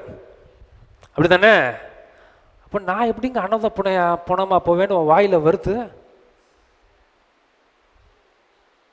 எப்படி அந்த பிசாசு பேசினதை உன்னால் பேச முடியுது? தேவன் மனுஷன் இல்லை, அமெரிக்க ஜனாதிபதி இல்லை, தேவன் உங்களையும் என்னை இந்த உட்கார்ந்துருக்க அத்தனை பேர் மேலேயும் ஒவ்வொருத்தர் மேலேயும் அன்பு கூர்ந்து யார் அனுப்பிச்சாராம்? மைக்கேல் தூதன் அனுப்பிச்சிருந்தா, மிகாவேல் தூதன் அனுப்பிச்சிருந்தா கூட அது உண்மைன்னு சொல்ல முடியாது. யார் அனுப்பிச்சாராம்? அவரையே அனுப்பிச்சது மட்டும் இல்லை, போய் விசிட் பண்ணிட்டு வந்துருங்கன்னு அனுப்பல. அவர் கை காலில் எல்லாம் ஆணி அடிக்கிறதுக்கு ஒப்பு கொடுத்தாராம். யாருன்னா எதனால? இதனால இவ்வளவாய் என் மேல் அன்பு கூர்ந்ததுனால. இதை நீ நம்புனா எப்படி உன் வாயிலிருந்து நான் நாசமா போவேன்னு வார்த்தை வரும். அப்பனா நம்ம அடிப்படையில் நம்பிக்கை நம்மளுக்கு இல்லை, அதனால தான் நம்மளுக்கு வருது. இந்த ஒரு வசனத்தோட நம்பிக்கை மேல கூட நம்மள்ட்ட இல்லை. இது ஒரு வசனம், இதுதான் சத்தியம். இதை நீ நம்பினா நீ என்ன பேச மாட்டேன்? நான் நாசமா போயிடுவேன், அழிஞ்சு போயிடுவேன், போற வழியில செத்து போயிடுவேன், என்ன பண்ண மாட்டேன். அப்ப நீ பேசுறீனா இதை நீ நம்பலன்னு அர்த்தம். நல்லா கவனிச்சுக்கங்க. யாரோ அப்படியே உங்களுக்கு சொன்னா கூட இதை நீ நம்பலைன்னா உன் வாழ்க்கையில் அற்புதம் நடக்காது. உன் மண்டைக்குள்ள என்ன யோசிச்சுட்டு இருக்குங்கிறத நான் இன்னைக்கு வெளிப்படையாக நான் சொன்னேன்னா கூட, சொல்றது தப்புன்னு சொல்ல, நான் சொல்றதை குறையா சொல்லலை. இதை நீ நம்பாத வரைக்கும் உன் வாழ்க்கையில் டிரான்ஸ்ஃபர்மேஷன் இருக்காது, மறுமலர்ச்சி இருக்காது. ஏன்னா இதுதான் சத்தியம். Faith is the language of ஸ்பிரிட்னு சொல்லுவாங்க. ஆவிக்குரிய மண்டலத்தில் உங்கள் நம்பிக்கை தான் ஒருத்தரோட கனெக்ட் பண்ணும். நீ ஆண்டவரை நம்பி இந்த வார்த்தையை நம்பினா ஆண்டவருடைய பிள்ளையா நீ இருப்ப. பிசாசு சொல்கிறத கேட்டு பயந்துட்டு அதை நம்பினா அந்த பிள்ளையா இருப்ப. சிம்பிள். பொய்யை நம்பணுமா சத்தியத்தை நம்பணுமாங்கிறத டெசிஷன் மேக்கிங் யார் தான் பண்ணணும்? நம்ம தான் பண்ணணும். இதை நம்ப கொஞ்சம் கொஞ்சமாக ஒவ்வொரு வார்த்தையும் நீங்கள் நம்ப மட்டும் பண்ணிங்கனாலே பாதி பிரச்சனை போயிடும். இதை நம்பினதை நீங்கள் வாயில் அறிக்கை செய்ய செய்ய செய்ய செய்ய மீதி பிரச்சனையும் போயிடும். அதனால தான் ஆண்டவர் சொன்னார், சத்தியத்தை அறிவீர்கள், சத்தியம் உங்களை விடுதலையாக்கும். கடைசி பாயிண்ட்டுக்கு வந்துட்டேன். உங்கள் கண்ணுக்கு தெரியுற அத்தனை பிரச்சனையும் நீங்கள் கண்ணில் எடுத்து யோசிச்சு பாருங்க. நன்மை தீமை, ஆசீர்வாதம் சாபம், எத்திக்கல் அன்எத்திக்கல். வசனம் சொல்லுது, கேள்வினாலே விசுவாசம் வரும். எந்த கேள்வி? வசனத்தை வாசிக்கும் போது விசுவாசம் வரும். அப்படின்னா பிசாசு பேசுகிறத கேட்டால் என்ன வராது? அவிசுவாசம் வரும், இல்லாட்டி விசுவாசம் போகும். ரைட்டா? அதை கேட்டால் பயம் வரும், ஆண்டவர் சொல்கிறத கேட்டால் பயம் போகும். இந்த பிசாசு பேசுகிறத கேட்டால் உங்களுக்கு ஹோப்லெஸ்னஸ் வரும். ஆண்டவருடைய வார்த்தையை கேட்டால் ஹோப் வரும், நம்பிக்கை வரும். அவநம்பிக்கையாக போய் நான் போய் செத்துக்கிட்டு போகிறேன், நான் சாக போகிறேன், நான் தூக்கு கயிறில் போட்டு செத்து போனால் எனக்கு பெட்டராக இருக்கும் அப்படிங்கிற வார்த்தை என்ன பண்ணாது? வராது. இதை கேட்டால் பலன் வரும், பிசாசு பேசுகிறத கேட்டால் பலவீனம் வரும். இது மாதிரி நீங்கள் பார்க்குற அத்தனை பிரச்சனைக்கும் ரெண்டே ரெண்டு விஷயம்தான். ஆண்டவரை நம்பினா ஆசீர்வாதம், தைரியம், நம்பிக்கை, விசுவாசம் எல்லாம் வரும். பொய்யை நம்பினீங்கன்னா சாபம், பிசாசு சொல்கிற பொய்யை நம்பினீங்கன்னா சாபம் வரும், அவிசுவாசம் வரும், கோபம் வரும், கொலை கூட நடக்கும். எல்லாத்துக்கும் அடிப்படை ஆணி வேறு பொய்யுங்கிற ஒரு கொக்கி. அந்த கொக்கியில் தான் அத்தனை பிரச்சனையும் தொங்கும். ஸோ இன்றைக்கி நம்ம என்ன கேட்க போகிறோம்?